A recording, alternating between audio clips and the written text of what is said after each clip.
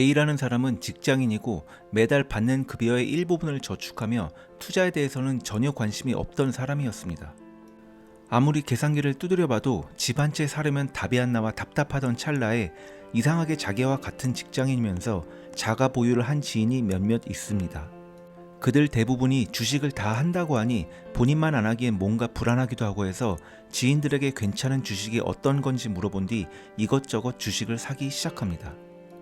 초심자의 행운이 그대로 발동하여 초반에는 확실히 소액이지만 돈을 벌었습니다.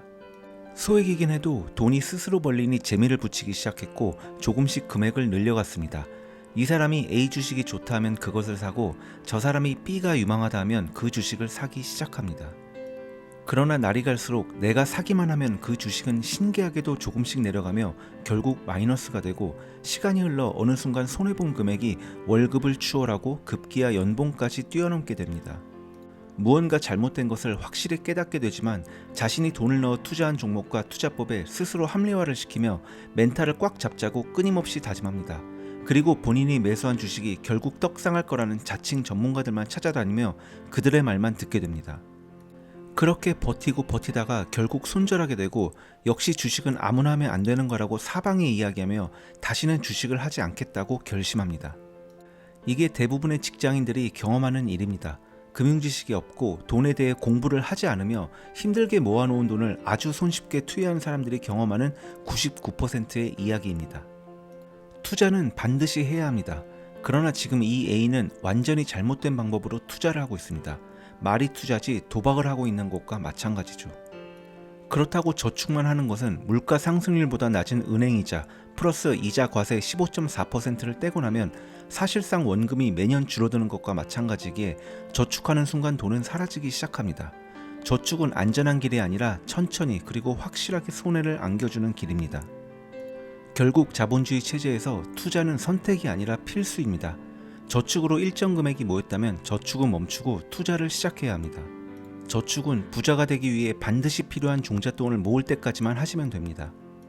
20대라면 3천만 원 정도, 30대라면 최소 5천 이상, 40대라면 최소 1억 이상의 종잣돈이 적당하다고 생각합니다. 혹자는 소액이라도 바로 투자를 시작해야 한다고 하지만 종잣돈을 모아가는 이 기간 동안 사람이 돈을 대하는 태도 및 소비에 대한 인식이 완전히 달라지는 멘탈을 보유하게 됩니다. 다시 말하면 이 기간이 지나면서 사람이 180도 변하게 됩니다. 따라서 바로 전에 언급한 종잣돈을 모으는 경험을 꼭 해보시길 개인적으로 권유드립니다. 그리고 여러분이 기업 오너처럼 연간 보고서, 재무제표, 그리고 사업 보고서를 완벽히 이해할 수가 없다면 주식을 선택해서 투자하지 마시고 S&P 500에 매달 적금 넣듯이 일정한 날에 조금씩 사 모으시는 것을 권장드립니다.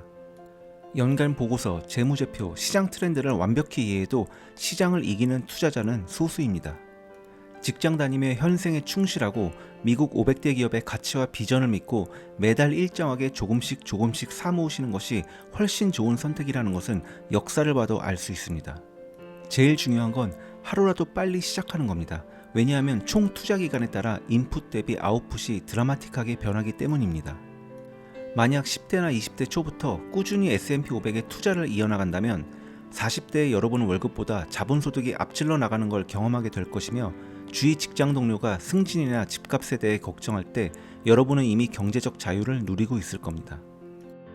여러분은 부동산에 투자할 때 무엇을 가장 중요시 여기나요?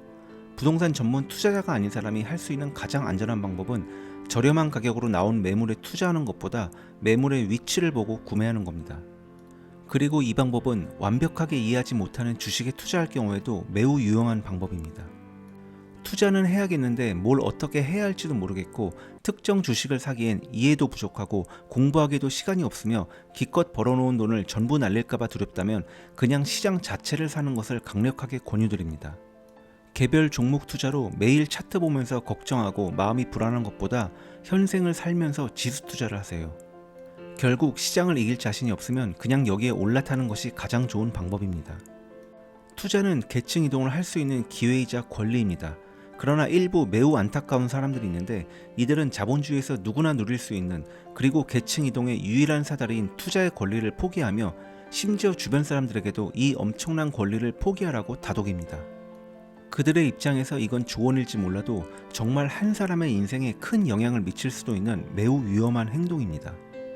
주변 사람이라면 무시하면 그만이지만 이들은 가장 소중한 그들의 자녀들에게 투자의 권리 포기를 요구하며 평생 노동자로 살라고 합니다. 이들이 투자에 실패한 이유는 욕심, 조급함, 부족한 금융지식 등이 원인인데도 불구하고 이들은 세력, 작전, 사기, 정부 등의 핑계를 대며 다시는 투자를 하지 않겠다고 자랑하듯이 말하고 다닙니다. 결국 죽기 전까지 노동에서 나오는 수입으로 생계를 유지하는 길을 걷겠다고 스스로 자인하는 것과 다름이 없습니다. 참 안타까운 현실입니다. 민주주의에서 투표의 권리를 포기하겠다고 말하고 다니는 사람을 우리는 어떤 시선으로 바라볼까요? 그리고 자본주의에서 투자의 권리를 포기하겠다고 말하고 다니는 사람을 우리는 어떤 시선으로 바라보게 될까요? 한 사람이 태어나서 평생 동안 회사 주인에게 본인의 시간을 팔며 노동으로 끝나는 것보다 안타까운 인생은 없습니다. 인생을 바꿀 수 있는 기회는 어릴 때는 물론이고 40대, 50대에도 수없이 많습니다. 변화를 위해 해결 방안을 찾을 것인지 아니면 또 다른 핑계를 찾을 것인지의 선택은 여러분에게 있습니다.